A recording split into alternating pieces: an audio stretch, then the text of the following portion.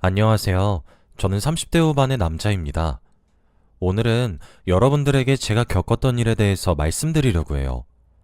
몇 달 전 일이지만 아직도 그때만 생각하면 화가 미친 듯이 솟아오릅니다. 이 일로 인해서 제 삶에 아주 큰 변화가 생겼고, 다른 사람들도 충분히 겪을 수 있는 일이기에 오늘 한번 여러분들께 말씀드리려고 해요. 다들 저의 이야기를 들으시고 주위를 한번 제대로 둘러보시길 바랍니다. 저는 아내와 행복한 결혼 생활을 하고 있었어요. 저희 둘은 오랜 연애 끝에 결혼을 했기에 믿음도 충분히 있었고 서로에 대해 너무나 잘 알았죠. 집으로 가면 제가 사랑하는 아내가 저를 기다리고 있다는 것 하나만으로도 행복한 거 있죠? 아무튼 결혼한 지 몇 년이나 되었지만 이웃 사람들도 다 저희 부부를 보고 깨가 쏟아진다고 말할 만큼 저희 부부는 금슬이 너무 좋았습니다. 그런데 저희 부부에게 딱 한 가지 아쉬운 점이 있었어요. 바로 아이가 없다는 것입니다. 사실 처음에는 아이를 천천히 가지고 싶었어요. 아내와 둘이서 더 행복하게 추억을 많이 쌓고 제대로 된 육아라 시작하고 싶었거든요. 그런데 30대 초중반이었던 저와 아내는 임신이 마음대로 되지 않았습니다. 병원도 주기적으로 가고 노력도 정말 많이 했지만 임신이라는 것이 정말 어렵더군요. 사람들이 임신을 축복이라고 부르는 이유가 있었습니다. 그래서 아내가 스트레스를 정말 많이 받았어요. 직장을 다니고 있던 아내였는데 임신이 되지 않으니 일도 손에 안 잡히고 하루 종일 우울해 하더라고요. 마치 전부 다 자기 탓인 거라고 생각하는 것 같았습니다. 매일 밤마다 아기 영상을 보면서 잠에 들었고 저는 모른 척 했지만 매일 화장실 가서 울더라고요. 그 모습을 남편인 제가 옆에서 지켜보면 저도 억장이 무너지는 것 같았습니다. 그래서 아내는 결국 회사도 그만둬야 했고 집에서 전업주부의 삶을 살게 되었죠. 혼자 집에 있어야 하는 아내가 걱정이 되긴 했지만 그래도 아내가 원했기에 제가 말릴 수는 없었습니다. 그런데 다행히도 혼자서 집에 있는 게 아내에게 잘 맞는 것 같더라고요. 운동도 다니고 사람들도 만나면서 다른 일에 빠지기 시작했습니다. 아내가 점점 일상생활을 찾아가는 것을 보게 되니 제가 다 기분이 좋더라고요. 아내는 이제 임신을 해야 한다는 강박에서 조금씩 벗어나는 듯 싶었고 다시 표정도 좋아졌고 활기도 찾은 것 같아 너무 다행이라고 생각했습니다. 다들 저 혼자 돈을 벌면 경제적으로 많이 힘들 것이라고 생각하세요. 아내가 하고 싶은 거 다 하고 사고 싶은 거 다 사주게 하면 뭐가 남냐고 하면서 말이죠. 그런데 사실 저희 부부가 살고 있는 건물이 제 명의입니다. 빌라이긴 하지만 그래도 부부나 어르신분들이 많이 살아요. 성인이 되자마자 아버지한테 물려받았고 제가 관리도 하고 입주민들과 소통도 합니다. 그래서 월세를 받으면서 살다 보니 나름 먹고 살만했죠. 그런데 제가 직장도 다니고 건물 관리까지 하니까 너무 힘이 들더라고요. 그리고 저보다 아내가 더 건물에 대해 알고 있는 게 많았습니다. 항상 제 옆에서 제가 몰랐던 걸 아내가 다 알려줬었거든요. 그래서 제가 생각해낸 게 아내에게 제 건물의 명의를 주려고 했습니다. 집에서 놀고만 있으면 심심할 것 같기도 했고 아내가 저보다 더 건물에 정성을 다하기 때문에 아내의 명의로 바꿔주고 싶었죠. 그리고 아내에게 결혼 전부터 결혼하게 되면 건물을 주고 싶다는 마음이 늘 있었기에 주저할 이유가 없었습니다. 어차피 평생 같이 살 여자이고 저와 부부이니 문제될 일이 없다고 생각을 했어요. 그래서 곧 아내에게 명의를 바꿔주겠다고 했죠. 그런데 딱 명의를 바꾼다고 할 때쯤 저희 건물에 새 입주자가 들어왔습니다. 그 입주자를 처음 봤는데 저와 나이가 비슷한 것 같더라고요. 되게 잘생긴 남자분이었는데 아들이 있었습니다. 평범한 가족이 이사를 왔구나 싶었는데 그 남성은 이혼을 했다고 하더라고요. 아이와 둘이서 살고 있다고 했습니다. 그 이야기를 듣고 정말 멋있다고 생각했어요. 정말 친해지고 싶었고 대화도 정말 잘 통할 것 같았죠. 그런데 아내는 그 남자를 보고 표정이 굳어졌습니다. 저는 이혼을 했다는 말에 놀란 줄 알았고 별로 시답지 않게 생각했죠. 아내는 집에 돌아와서도 진정이 안 되는 듯 보였고, 제가 편견을 가지지 말라고 말을 해도 듣는 둥 마는 둥 하며 혼자만의 생각에 빠진 것 같았습니다. 그리고 저는 그 세입 잡은 남성을 정말 잘 챙겨줬어요. 아내가 그 남자와 별로 만나고 싶어 하지 않는 것 같아서 제가 분리수거는 어떻게 해야 하는지, 주차는 어떻게 해야 하는지 등을 설명을 했어요. 그러면서 정말 친해졌습니다. 저희 집에도 자주 부르고 싶었지만 일정이 맞지 않아서 계속 미뤄졌었죠. 그리고 그 남자의 아들과도 많이 친해졌습니다. 어린아이였는데 저희가 아이가 없다 보니 정말 친아들같이 대하게 되더라고요. 예의도 바르고 부침성도 좋아서 제가 정말 많이 챙겨줬어요. 그렇게 몇 달 정도 지난 것 같습니다. 같이 술도 여러 번 마시고 아내와도 셋이서 자주 만났어요. 제가 그 남자 좋은 사람 같다고 하면서 가기 싫다는 아내를 억지로 끌고 나갔거든요. 그러다 보니 어느 순간부터 셋이서 정말 자주 만나는 사이가 되었습니다. 한동안 잘 만나다가 제가 일이 너무 바빠서 자주 못 나올 때가 있었어요. 매일 아침에 출근해서 야근을 하고 새벽 늦게 집에 돌아오니까 아내도 잘 못 보고 그 남자도 잘 못 봤죠. 그래서 몇 주간 얼굴을 못 보고 살았습니다. 그런데 어느 날 엘리베이터에서 우연히 만난 그 남자가 저에게 그러더라고요. 아내분 잘 있죠? 저도 정말 오랜만에 만난 건데 대뜸 제 아내의 안부 먼저 물어보니까 조금 당황스러웠습니다. 그래서 장난식으로 저도 오랜만에 봤는데 제 아내만 궁금하나 봐요? 라고 웃으면서 말하니까 그 남자는 들켰네 라고 했습니다. 장난이라고 생각하려고 했지만 왠지 모르게 찝찝했어요. 아내도 없고 잘생긴 남자가 그런 장난을 치니 조금 당황스러웠거든요. 대충 그렇게 인사를 한 뒤 헤어졌습니다. 그런데 기분이 묘한 일이 여기서 끝이 아니에요. 주말에 잠깐 아내와 장을 보고 집으로 돌아오는데 엘리베이터에 그 남자의 아들과 같이 탔습니다. 정말 오랜만에 봐서 이야기도 많이 했어요. 그런데 아내가 그 아이에게 오늘 태권도 학원 갔어? 수연이랑은 잘 지내? 라며 제가 모르는 이야기를 하더라고요. 그러면서 그 남자의 아들과 하하호호 거리며 저 빼고 대화를 했고 저는 전부 모르는 일이니 대화에 낄 수 없었습니다. 그런데 더 놀라운 일은 그 아이가 먼저 집으로 가려고 엘리베이터를 내리면서 엄마, 안녕히 가세요 라고 했습니다. 저는 그 말을 듣고 눈이 휘둥그레졌어요. 아내는 아들, 잘 가 라고 하며 아무렇지 않게 대답했죠. 저는 그런 아내한테 왜 다른 남자 아들한테 아들이라고 해?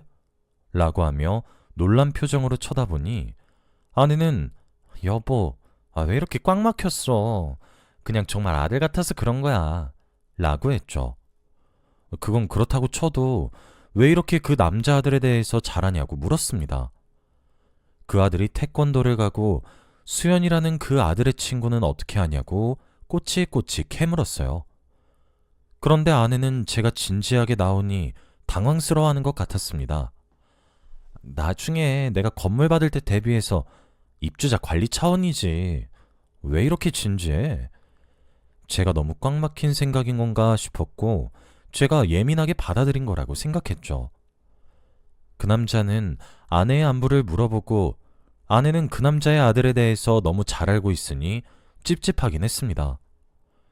그래도 제가 아내를 많이 믿으니까 참아보려고 했어요. 정말로 아내가 세입자를 많이 아껴서 그런가 싶었습니다. 좋은 집주인이 되기 위해서 이렇게 노력을 한다고 생각하려 했죠. 일부러 허튼 생각은 하지 않으려고 했습니다.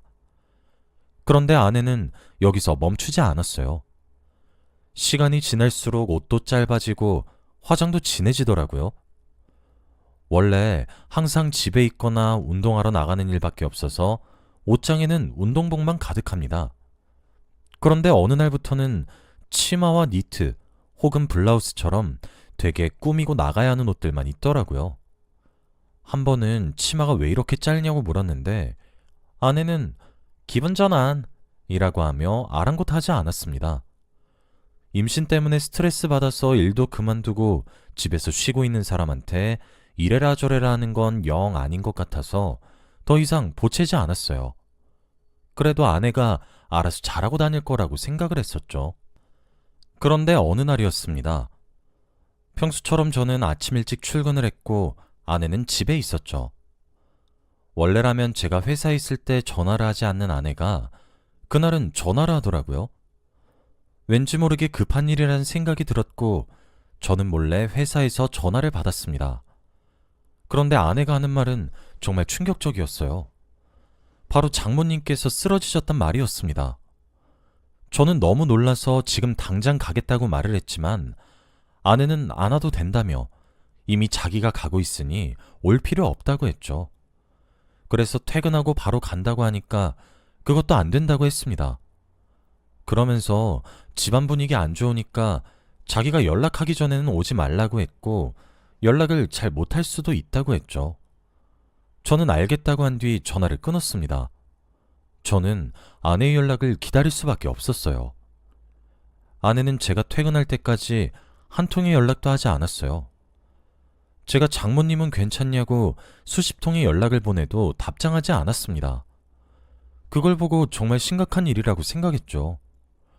아내는 새벽에 연락이 와서 상황을 알려주었고 자신이 어머니 병간호를 하게 되었다며 당분간 집에 내려가지 못한다고 했습니다.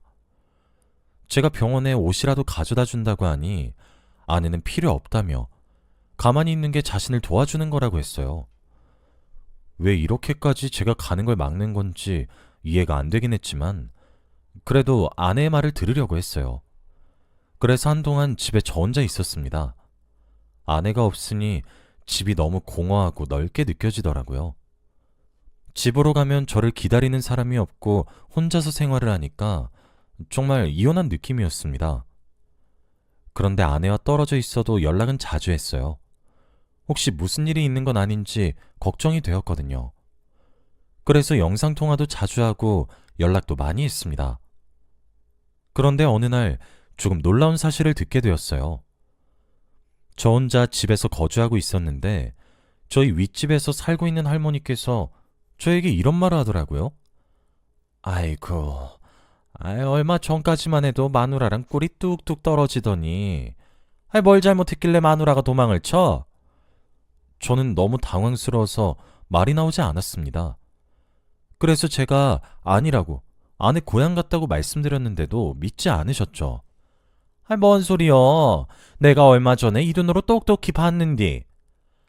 할머니는 지팡이를 짚으시며 저에게 화를 내셨고 저는 아무 말도 나오지 않았어요.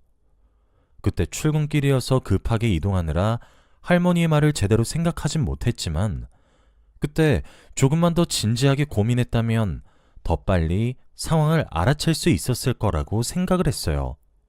아무튼 그 할머니의 말을 듣고도 저는 전혀 알아차리지 못했습니다.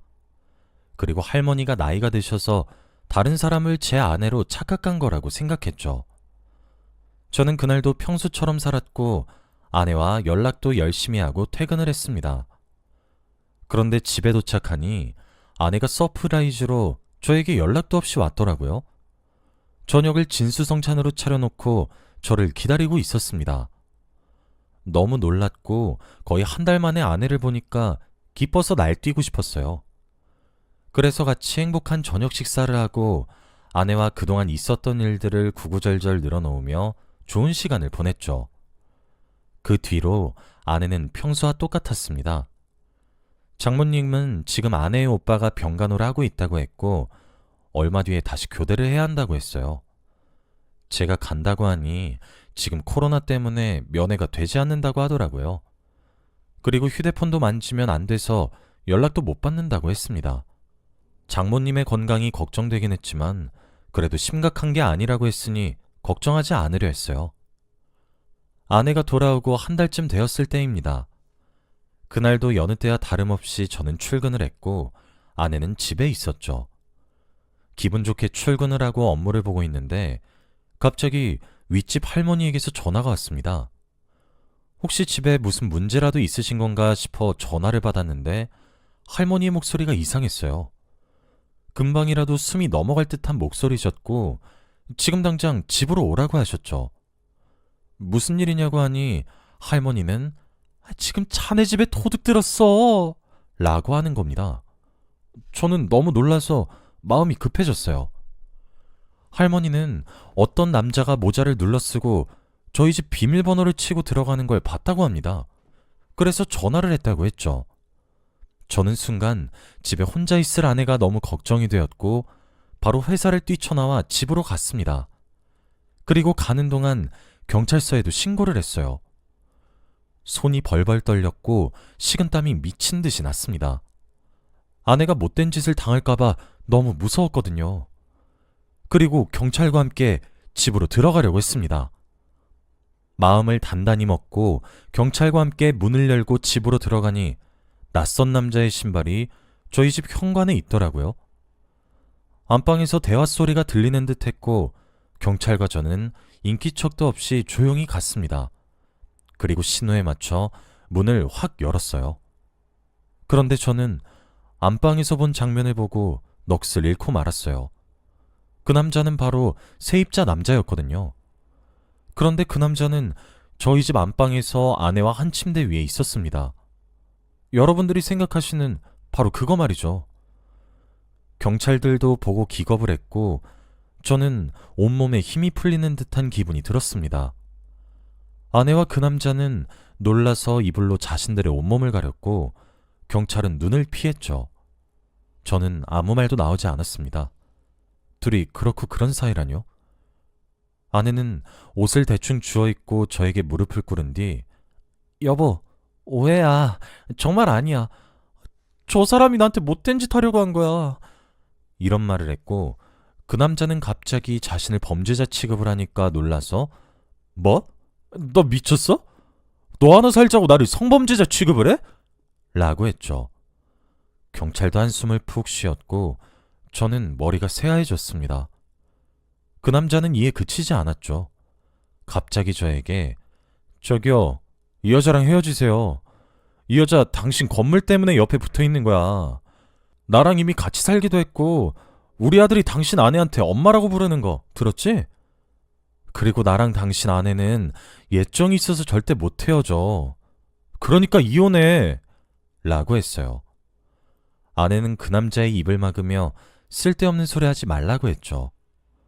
알고 보니 그 남자와 아내는 예전에 사귀던 사이였습니다. 그래서 아내가 세입자를 처음 봤을 때 돌처럼 굳었던 거였죠. 뿐만 아니라 이미 둘은 관계가 많이 깊어진 듯 보였습니다. 저희 집 비밀번호도 알고 아들과도 엄마 아들 하는 사이니 말이죠. 뿐만 아니라 아내가 고향에 내려갔다는 말도 다 거짓말이었고 할머니가 제 아내를 봤다는 건 진실이었죠. 제가 잘못해서 아내가 다른 남자 집으로 도망갔다고 생각하신 거였습니다. 저는 모든 사실이 하나둘씩 맞춰지니 너무 혼란스러웠어요. 이렇게 모든 게 다 아내와 그 남자의 불륜을 설명하고 있었는데 제가 눈치가 너무 없었죠. 아내는 저를 절대 배신하지 않을 거라고 생각했는데 그건 저의 착각이었습니다. 경찰도 이런 경우는 처음이라고 했고 저희 셋은 경찰서로 갔죠. 경찰서로 가는 내내 아내는 핑계만 구구절절 늘어놓았고 이혼은 안 된다고 했습니다. 그리고 옆에 있던 그 남자는 이제 그만 좀 하라고 이혼하게 되어 있다고 화를 냈죠. 저는 아무 말도 하지 않았습니다. 그렇게 경찰서에서 조사를 받고 저는 이혼을 하기로 결심했어요. 저만 바라보고 저만 사랑해줄 줄 알았던 아내가 어떻게 다른 남자를 만날 수 있나요? 그것도 전에 만났던 남자 말이죠. 그리고 대놓고 제 건물을 탐하고 있었는데 저는 아무것도 몰랐습니다. 제가 너무 바보 같아요. 아내는 끝까지 이혼만은 안 된다고 했지만 저는 듣지도 않았어요.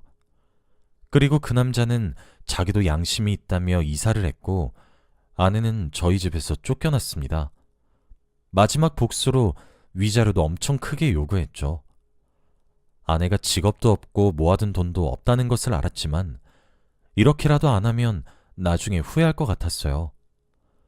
아내와 이혼을 하고 저는 혼자가 되었습니다. 처음에는 모든 일이 믿기지 않았고 꿈을 꾸는 것 같았어요. 어떻게 저에게 이런 일이 일어났나 싶어서 말이죠. 그런데 시간이 약이라는 말이 괜히 있는 게 아니었습니다. 점점 일상생활도 가능해졌고, 이제는 그저 과거에 있었던 일이란 생각이 드네요. 그 일이 있고 나서 제 일상도 많이 바뀌었습니다. 눈치도 정말 빨라졌고, 사람에게 너무 많은 정을 주지 않으려고 해요. 아내한테 진명을 해줬으면 어쩔 뻔했나 싶습니다. 그런 여자를 사랑했다는 것도 바보 같고, 평생 함께 할 거란 생각에 빠진 것도 한심스럽네요. 여러분도 조심하시길 바랄게요. 배우자 잘 만나셨으면 좋겠습니다. 저의 이야기는 여기까지입니다. 들어주셔서 감사합니다.